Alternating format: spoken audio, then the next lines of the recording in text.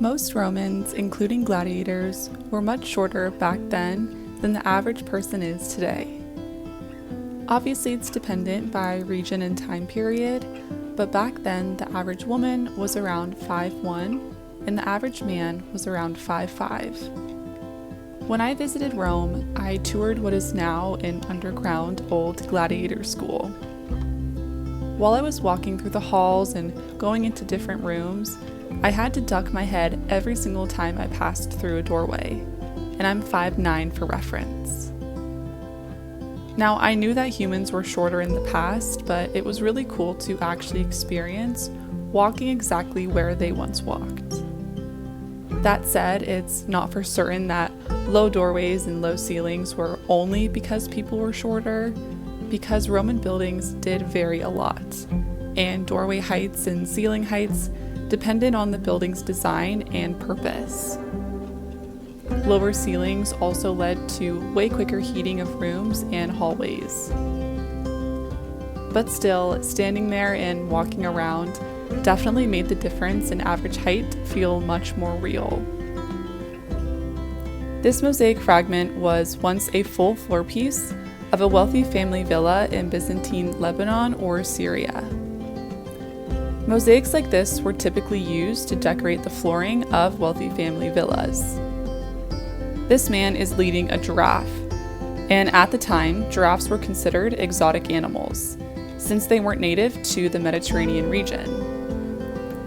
Romans often imported giraffes as exotic animals, and Julius Caesar brought the first one to Rome in 45 BCE, after his successful campaigns in Africa. It's interesting because northern Syria and Lebanon were under Roman control before this mosaic was made. So Roman art probably heavily influenced Byzantine art and therefore led to the creation of this mosaic. Pompeii went undiscovered for over 1,500 years. The first ruins were found by accident as people were digging a water tunnel in 1599. Mount Vesuvius erupted in 79 CE. Now, Pompeii was a very vibrant and colorful city filled with plenty of art. Because filmmaking and photography didn't exist, paintings were used as the primary form of storytelling, and it's how people learned about history and mythology. So many frescoes included a red pigment in them. This distinctive red color comes from cinnabar. Vibrant frescoes covered the walls of houses and buildings in Pompeii.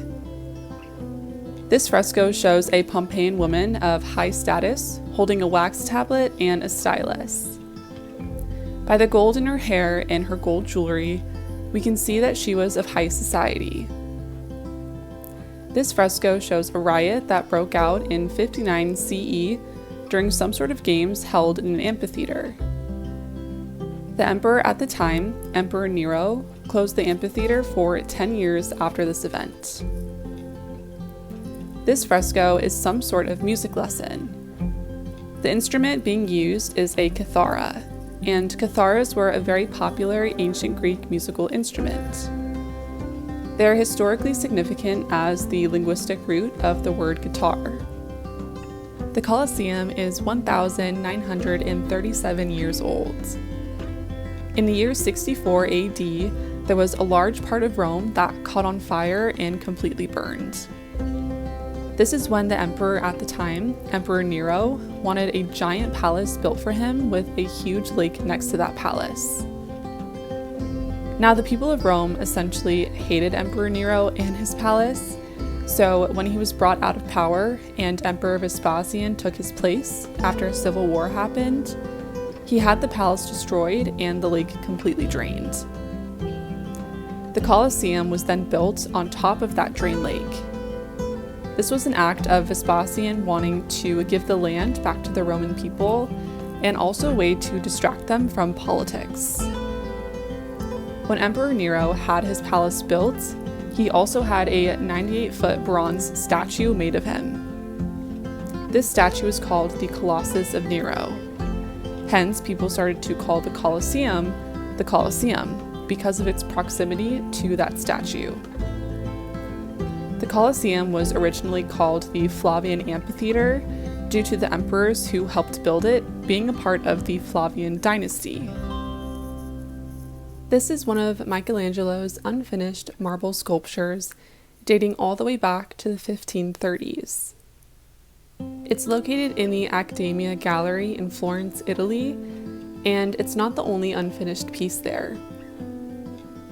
Leading up to the David statue, 4 of Michelangelo's unfinished statues, also known as the Hall of Prisoners, are displayed. This one, along with the other 3, were intended for the tomb of Pope Julius II. However, the project for that tomb was pushed back, and Michelangelo never finished them. We can see that he was going for a specific type of sculpting and painting technique referred to as contrapposto, or counterpoise, which originated from the ancient Greeks wanting to shift more towards naturalism. This is when a human or a figure is in a more relaxed position with most of their weight resting on one leg. We can see it in the famous David statue by Michelangelo, the Birth of Venus by Sandro Botticelli, and Raphael's Sistine Madonna. Constantinople is the historic name for what is now Istanbul, Turkey. In 330 CE, Roman Emperor Constantine the Great wanted to create the so-called New and Greater Rome, in which this city was built. It stood for over 1,000 years and served as the capital of the Eastern Roman Empire.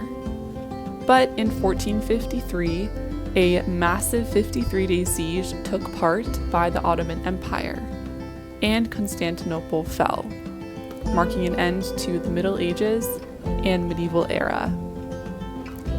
Now, what's really interesting and fascinating is how at only 21 years old, Mehmed II, who was the Ottoman Empire's Sultan, successfully sieged the entirety of Constantinople. And if you don't know, a sultan is a sovereign ruler of an Islamic state, and the word in Arabic stands for power and authority. The Ottomans used huge cannons, such as the Basilica Cannon, to get through the Theodosian walls, and eventually led to the death of Constantine XI, who was the last Eastern Roman Empire emperor to ever be. It's wild to me that how at only 21 years of age, Mehmed II held so much authority and power and was able to come out on top of the massive siege using one of the largest armies of that age. When I was 21, I played Fortnite for a week straight so I could unlock a Sabrina Carpenter skin. So it's just insane to me how different life can be depending on when you were born. The same age can mean completely different things across history, and I think that's really cool. The 5 good emperors refers to the 5 Roman emperors who ruled for 84 years straight, from the years 96 CE to 180 CE. Those 5 were Nerva, Trajan, Hadrian, Antoninus Pius, and Marcus Aurelius.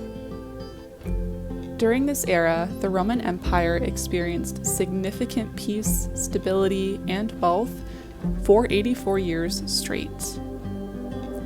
It's interesting because the typical line of Roman emperors were connected by blood.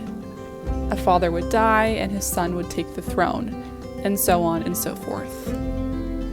However, out of these 5 emperors, only 2 were connected by blood, and they were actually cousins.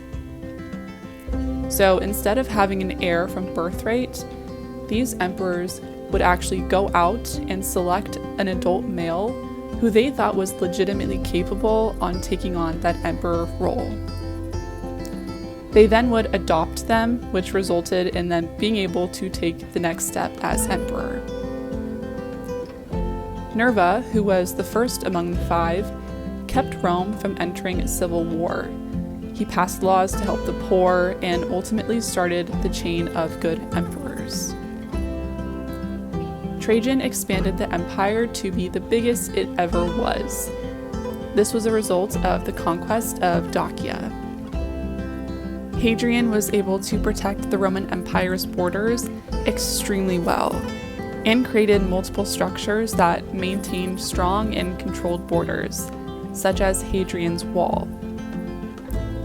Antoninus Pius, unlike the other emperors, didn't really focus on expanding the empire, but rather he kept the empire safe and at peace by updating the legal system to protect those who were weak in the empire, such as slaves and children. The last out of the five, and arguably the greatest Roman emperor, was Marcus Aurelius. He guided the Roman Empire through the Antonine Plague, which killed millions. He was an extremely selfless man and advocated for fairness and for those who didn't have any power at all. Marcus Aurelius was the 16th emperor of Rome and is known for his personal journal entries he wrote called Meditations. Meditations reflects on Stoic principles and how to apply them to the everyday life that one lives, and also applies them to the pressures one faces when put in a position of power and leadership, such as being a Roman emperor. Marcus Aurelius wrote these reflections only for himself, but after his death, his journal was discovered and ended up being one of the most popular classics of philosophy, and has many, many different translations. Some of my favorite quotes with modern translations are, "Do not dream of possession you do not have. Rather reflect on the blessings in what you do have, and on their account, remind yourself how much they would be missed if they were not there. Dwell on the beauty of life. Watch the stars and see yourself running with them." And the last quote I'll say, which is very short, sweet, and simple, "The soul is dyed by the thoughts."